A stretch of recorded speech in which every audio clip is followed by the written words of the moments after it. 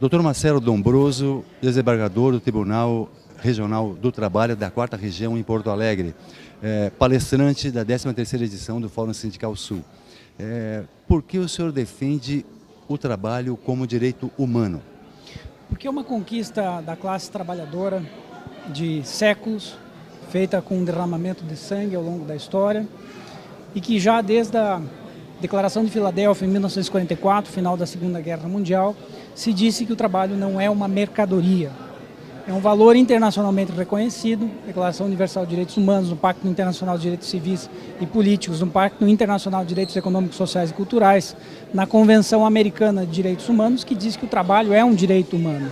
E cada vez mais essa realidade é invisibilizada ao povo com um discurso contrário aos direitos humanos, quando na verdade nações do chamado mundo desenvolvido ou primeiro mundo observam o direito ao trabalho como um direito humano ao que é. Não é um contrato, não é um direito de obrigações ou um direito privado, né? É um direito público, é um direito de engrandecimento da pessoa, né? De trabalhar e de ter respeito ao seu trabalho e às suas condições para desenvolvimento do trabalho. Na verdade, a única coisa que produz riqueza no mundo, hoje, se nós pararmos para pensar, é o trabalho das pessoas, não é o capital. O capital não produz nada.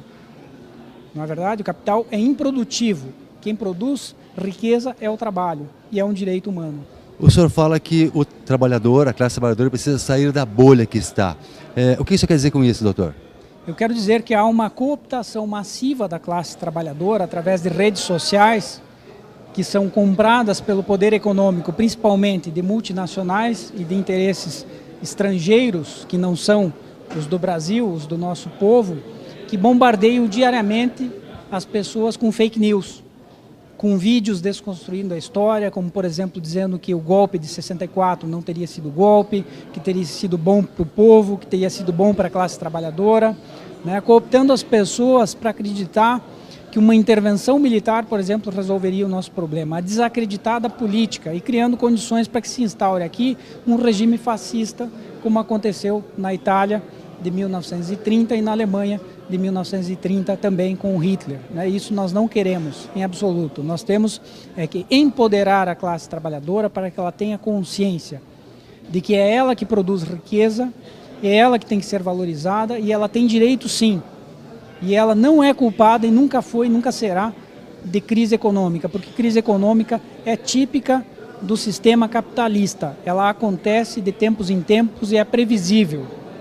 Né? É só lembrar porque a memória é curta, a memória coletiva é curta. Em 2015 o Brasil tinha taxa de desemprego de 4,6%, que é melhor da Alemanha atual hoje, que equivale ao pleno emprego. Se encaminhava para ser a 5ª economia do mundo e a CLT funcionava muito bem, obrigado. O que mudou em 2 anos para produzir uma necessidade de deforma trabalhista, de deforma previdência, né? Em tão pouco tempo, para um país que não mexeu nas suas reservas monetárias, que hoje possui a 8ª maior reserva monetária do mundo, que é um lastro, né, de 400 bi de dólares, que pode usar em favor do seu povo, pode e deve, para desenvolver infraestrutura. Por exemplo, nós não temos ferrovias e as pessoas não discutem por que nós não temos ferrovias. E toda nação desenvolvida tem ferrovia, para integrar pessoas e não só para sugar os nossos recursos naturais para fora. Então toda essa misticidade por fake news, por desconstrução de história, que vem de vários movimentos nas redes sociais, e as pessoas não abrem um livro para ler e se instruem por propaganda enganosa, né, leva a uma preocupação muito grande de quererem para si o mal, de que essa classe trabalhadora passe a querer para si o mal, ou seja, acreditar que tendo menos direitos, né, vai levar o Brasil para algum lugar. Absolutamente não. Nós vamos quebrar a classe média nacional, que se estruturou nos últimos anos, vamos quebrar a indústria e o empresariado nacional, se nós quebrarmos o poder aquisitivo da classe trabalhadora. A classe trabalhadora tem reconhecida na legislação e nas convenções internacionais direitos mínimos, não são o máximo. E esses mínimos jamais podem ser rebaixados, porque eles já são exatamente o que a palavra diz, mínimos, dali só para frente. Diante dos ataques sofridos pela classe trabalhadora, o senhor vê efetivamente a ameaça de um fascismo no Brasil hoje em dia?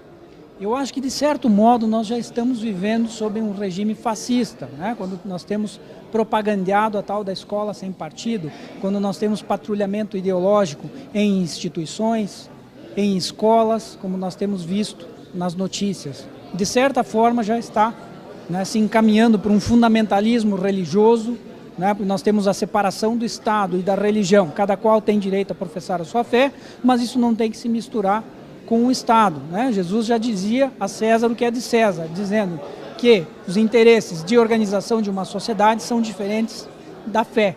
E hoje há uma mistura, uma cooptação das pessoas em torno de um slogan Deus, Pátria e Família, que é a herança da ditadura, que não atende aos interesses do povo, né? Ninguém é contra Deus, Pátria e Família, na verdade, mas o que isso diz?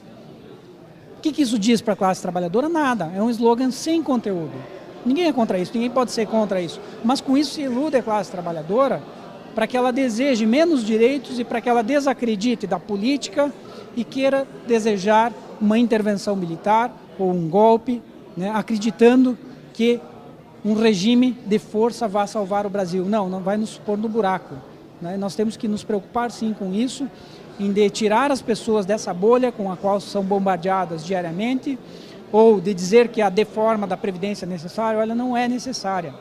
É necessário cobrar grandes devedores da Previdência, isso sim, né?